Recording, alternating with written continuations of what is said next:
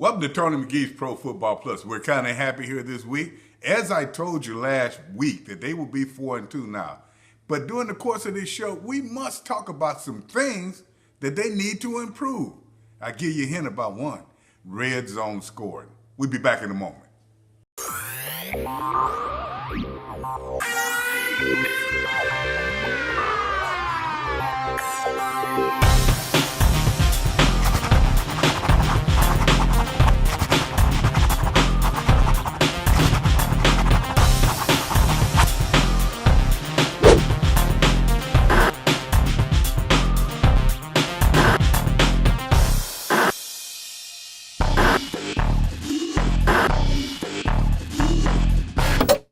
What do you mean it's not working out, Craig?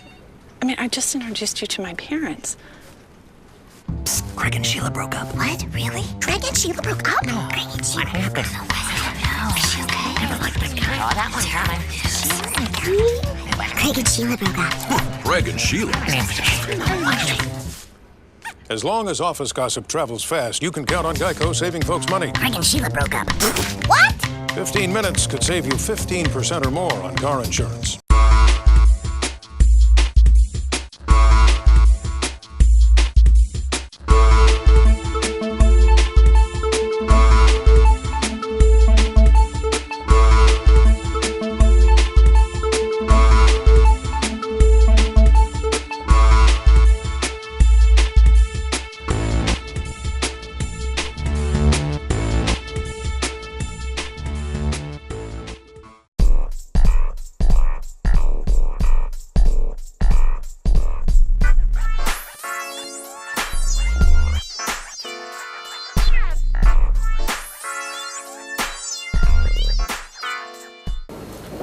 Adrian, your career resume speaks for itself.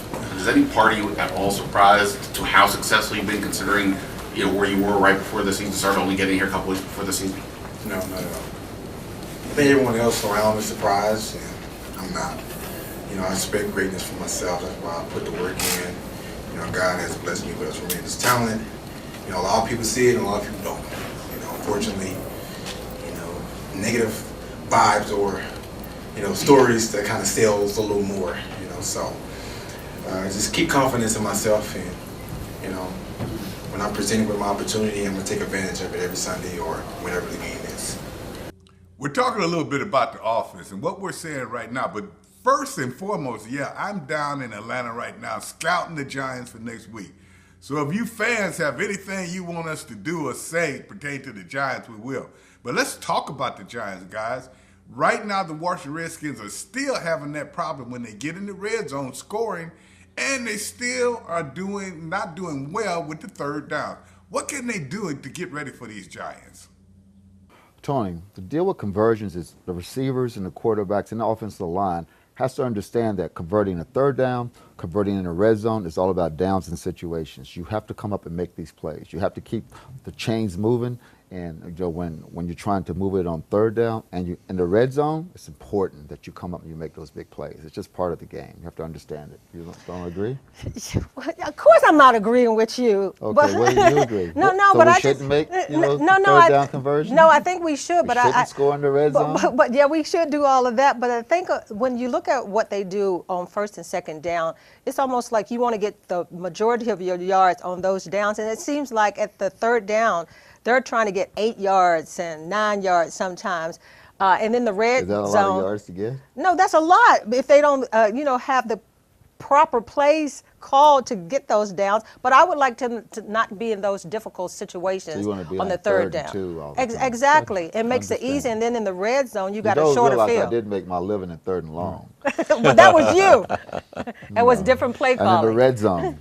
Yeah, but then the down there in the red zone, it's a shorter field, and sometimes I'm looking like they don't go in the end zone for the strikes and everything, so they struggle with that short field. And then Sprinkle kind of got, he had that ball, but he was overthrown. Well, I'll add something else. The return of Chris Thompson should help here. When you have him in your backfield, his versatility will help them convert more third downs and be more effective in the red zone. The other thing is, Alex Smith doesn't turn the ball over, and he'd rather not make a mistake and take the incomplete than and get some points for it. I need them to get into the end zone. And you know what? You know what it all comes down to? Do you realize that all of these receivers have not been back together since the first game, or at least been 100% healthy? I mean, when you're missing Crowder and Thompson and Richardson, hello, I mean, you're playing your second string. And so, yes, you're going to struggle on third down. Yes, you're going to struggle in the red zone. Look for an improvement if Crowder comes back. Just Crowder. Now, you know, Donna, to me, Jordan Reed was only targeted once in the first half and 3 times the whole game. Vernon Davis, not at all. I'm a little bit surprised at this because that could help the red area and third down by targeting him more. But to me, I always thought that Alex Smith, when he came here, after working with Vernon Davis as a great tight end, that he would utilize Jordan more. Do you think he's utilizing him too little? Yeah, Tony, thanks. You know, Alex Smith really hasn't gotten on track yet. We thought that he would be further along, but Vernon Davis has been targeted, maybe not in this Dallas game, and Jordan Reed just one catch. But as Mike alluded to it before, is the receivers really haven't been in there with Richardson out and Crowder out. So I think that he's still getting. They shouldn't play well just because. But I'm talking about more so Alex Smith. He hasn't gotten on track yet. His long ball is not there yet. They're struggling on offense beyond the running game. The passing game we thought would be further along. That's where they're struggling at on offense right now. One good thing was Josh Doctson. Your receivers. There was a Josh Doctson sighting over the weekend, and I thought he played particularly well. That one ball that I thought he would have that was maybe a 30-yard bomb, it was just a really tough play. It really was. But really, he showed some real good hands in that game, I thought. Yeah. I like Dotson. I do. Finally, again, getting him on the field. Yep. What would you do for Vernon Davis? Well, I think the thing you got to remember about Davis is he was teammates with Alex Smith in San Francisco, where they had success not only in the regular season but the playoffs. They have a chemistry together, so I would feature him more frequently in the passing game. The defense carried us today, and they've carried us a lot this season. I mean, we're down a few guys on offense, and they realized that, and they stepped up to the plate and handled a very good Dallas front and running back. We wanted to make sure we came into this game and controlled the line of scrimmage offensively and defensively. And you seen that offense went out there first drive, bang, bang, bang, hitting those guys, you know, being relentless. And then you seen a guy like AP going in there running relentless. And then when you're the defense, you know, you going in there and they're being relentless and handling their thing in the trenches as well. Like, you got to, you know, we answered the bell. We wanted this game. We played physical. We out-physicaled them, and we knew it was going to be a slugfest with the Dallas Cowboys. This is their type of game. They want to fight in the trenches, and we brought it to them. So.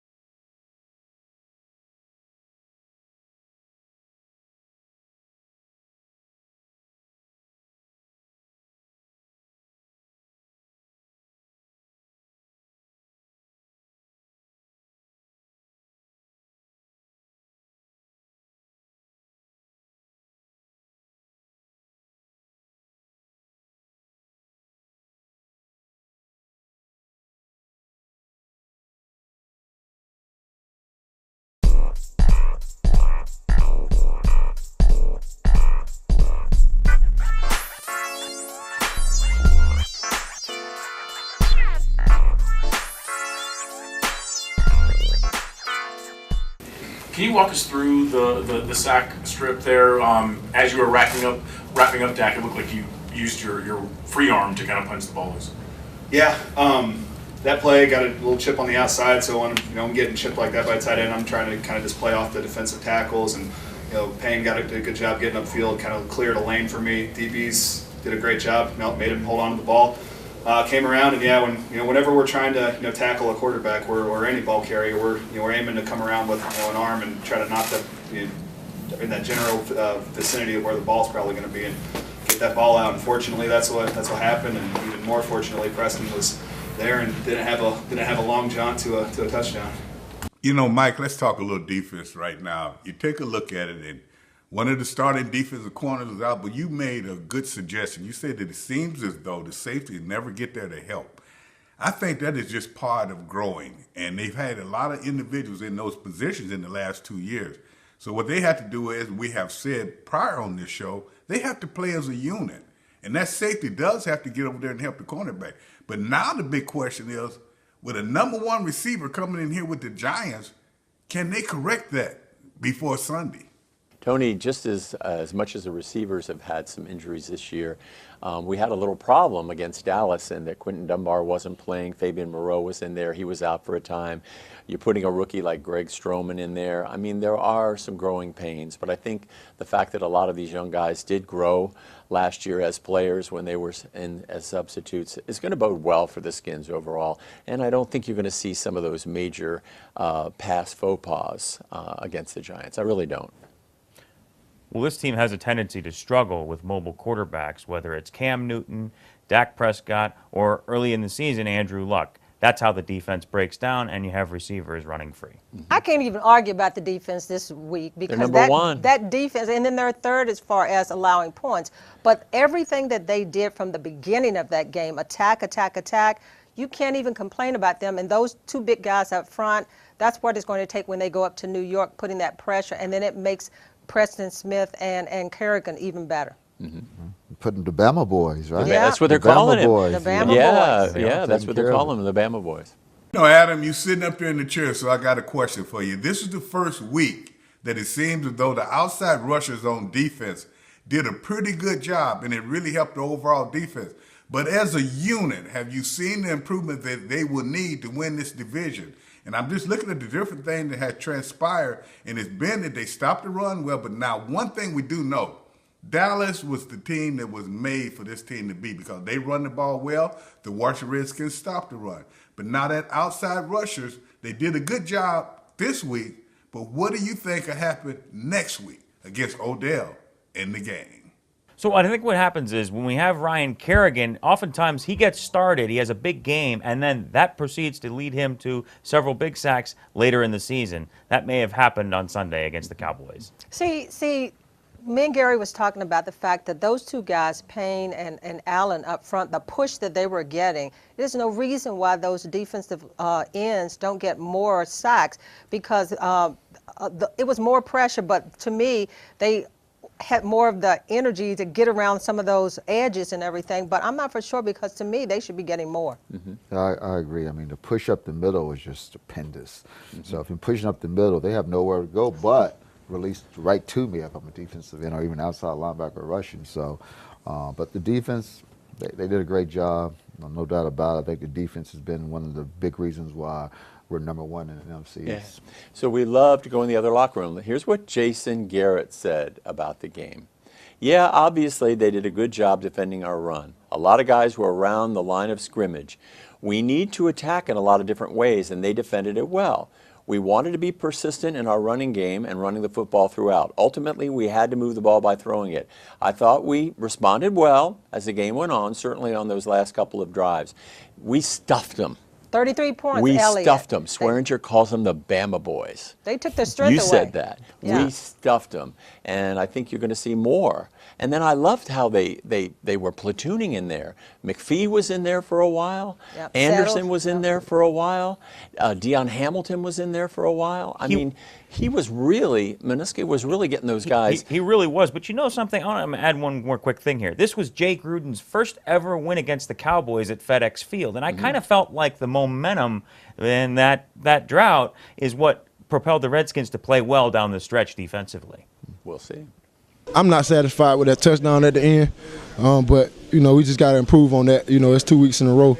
We made it a head scratcher, you know, but we just got to improve, do what we need to do in practice this weekend. And once we got a team on the ropes, man, we got to knock them out.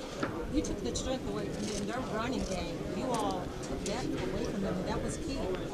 It was key. There had to be another dimension. The dimension they was going to come in here and run the ball down our throats. Like I said, you got to draft for what you're going to play for. Them big bulls up front, I keep saying it, man. They pin their ears back and they just smash everything. They moving guys out the way and they can't do anything about it. So when you see that, man, it's always for a defensive back. We always look at that and be like, yeah, I'm just sitting back here drinking me an iced tea. Because these guys up here are going to play hard and they're going to go after the football, and it's a joy to see. We had to come out and win the game in the trenches, be physical. They got a great running back. And, we did that, man. Those guys up front are hunting, and, we was going to play off of them. So it's big for us, man. We want to get 3 a game and change the momentum, get the crowd into it, and, just play with energy for 4 quarters. And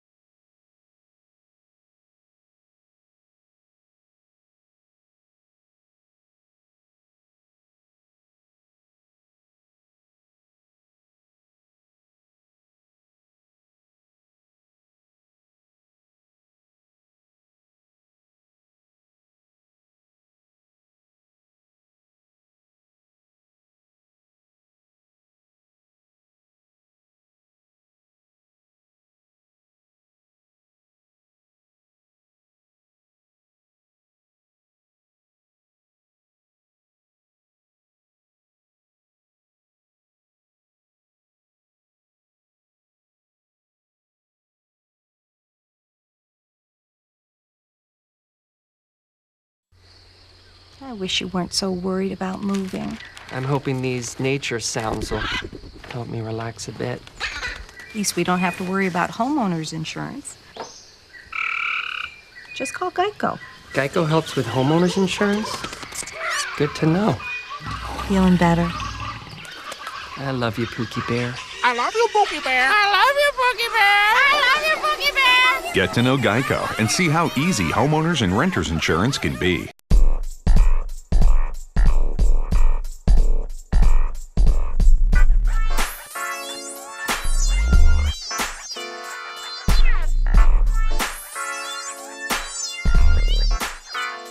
We have been suggesting over the past weeks that the special teams must contribute. Tress Wade did a very good job pinning them down. He'll need to do that this week because even though the Giants do not have a great record, they have some great people on their team. So what he have to do is maybe pin the ball down, but we still need big plays from the special teams. Tony, that's a brilliant observation. The Redskins were able to keep the Cowboys inside their own territory at least 5 times. Tressway had a great game. He was our player of the game. And you know what's really remarkable? The Skins may have been ranked 31st in the league in kickoff and punt returns and overall coverage, but the last 2 weeks, the special teams have really picked up. And they have to play a particularly good game against Odell Beckham Jr. and also Sterling Shepard. They're the kick returners, and they're going to have a good game against them. And now, New Faces with Adam Batacci. Welcome to New Faces. In this week's segment, we talk about Redskins linebacker Sean Dion Hamilton. Originally from Montgomery, Alabama, Hamilton was a 2-time national champion for the Crimson Tide. Look for him to be a huge special teams player for the Redskins the rest of the year. So you just walk around telling people Geico could help them save money on car insurance? Yeah, that and homeowners, renters, motorcycle and boat insurance. Huh, that's nice. What happens when you catch a fish? Oh! Geico, more than just car insurance. See how much you could save at geico.com. I'm okay! Hey, sports fans, 2-time Super Bowl champion Gary Clark and Pacific Dental Services have joined up to bring Redskin fans a chance to win free NFL Legend experiences. Go to www.garyclarkinc.com/fans to register for a chance to win. Good luck.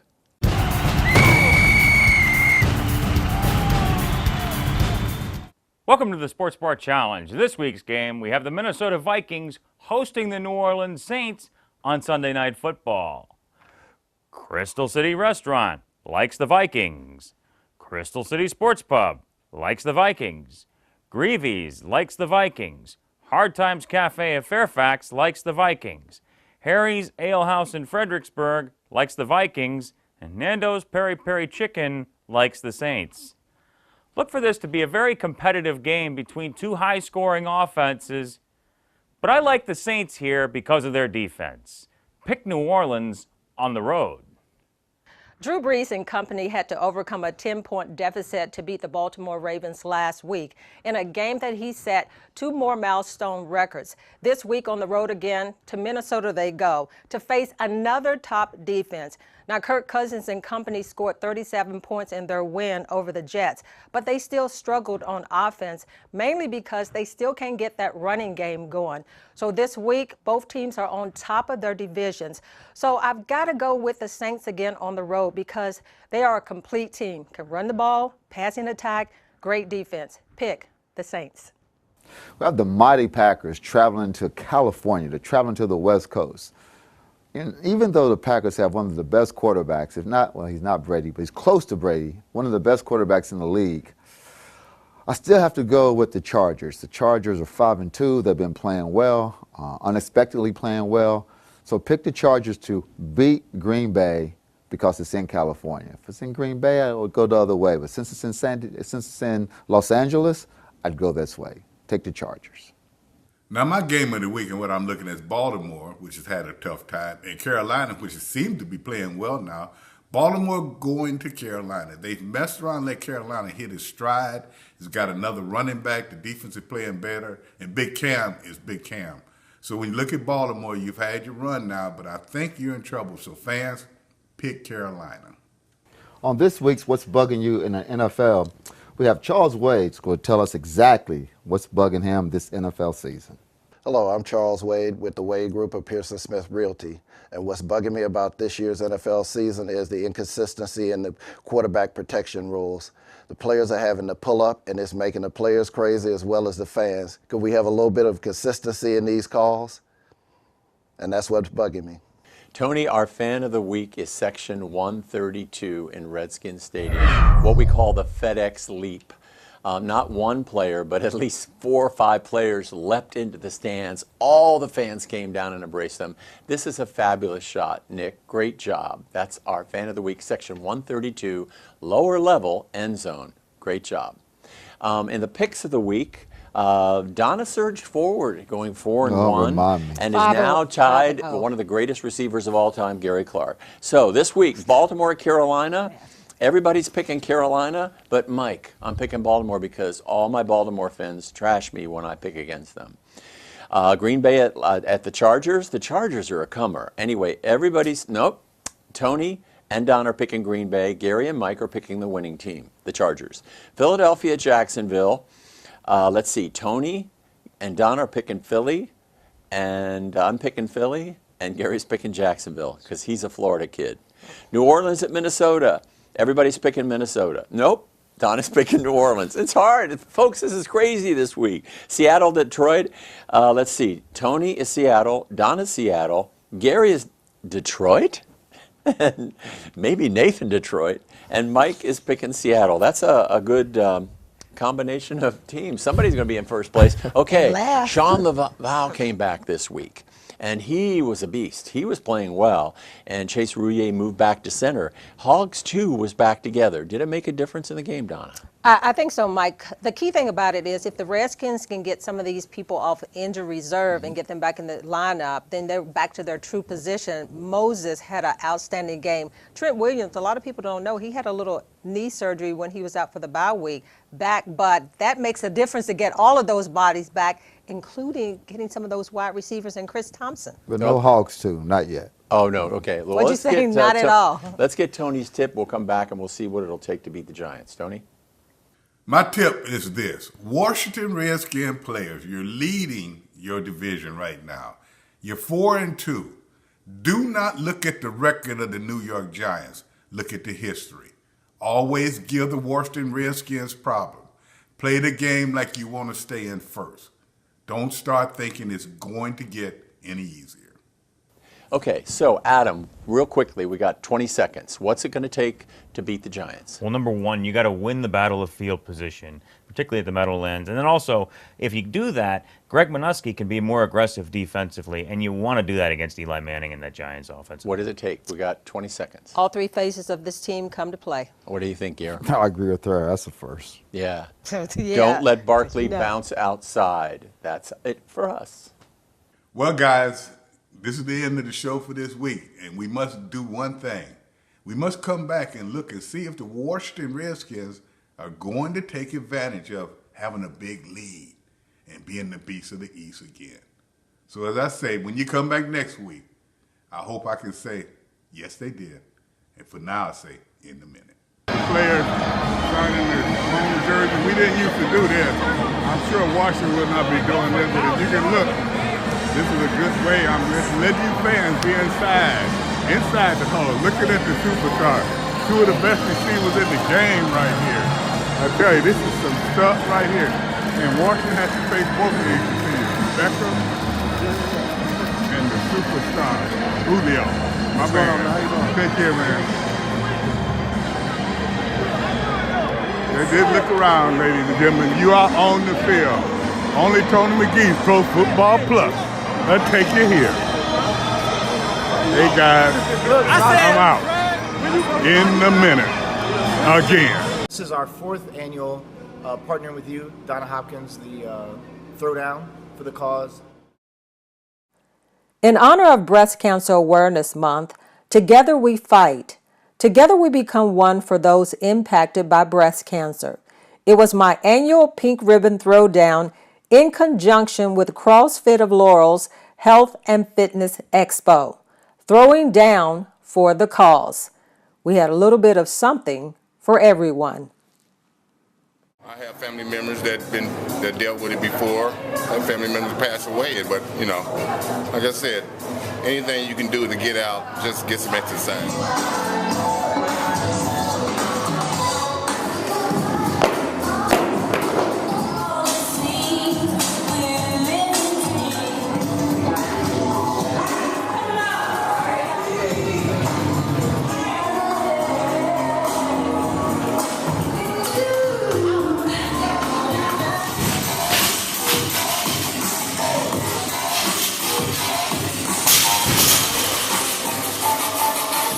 How was that today? Well, it was surprisingly, it was hard. You know, usually I'm at a pace where, you know, I go in, I lift weights, or I jog at my own pace, stuff like that. But, you know, this is where, you know, you got to get so many reps in. Well, you try to get so many reps in within a short period of time. So it was challenging, but it was fun. Tell me a little bit about what we were doing today. So today we started, we had the amazing Mocha Lee kicked off the event with a yoga Pilates class. After that, we kind of kicked it up. Coach Marie jumped in and put everybody that was attending through one of our boot camps. And then the third, we kind of wrapped it up. It's kind of a long-standing tradition at CrossFit Laurel that we've kind of incorporated with Donna Hopkins, a throwdown, and Throwdown for the Cause. And that's a CrossFit workout called Grace, which is 30 clean and jerks for time. What's the slogan? Throwing down for the cause. Together we fight. Tony, good news. The Redskin Magazine Inc. Minority Scholarship Contest is back again this year. And we're encouraging all seniors to submit essays on the subject. Do you think the Voting Rights Act of 1965 impacts your rights today? Why or why not? And you can submit your essays to redmagplus.com. Once on the website, you go to Youth Sideline. That gives you all the instructions on the essay, how to submit it, and all we can say is they're great prizes, so best of luck to all the writers out there.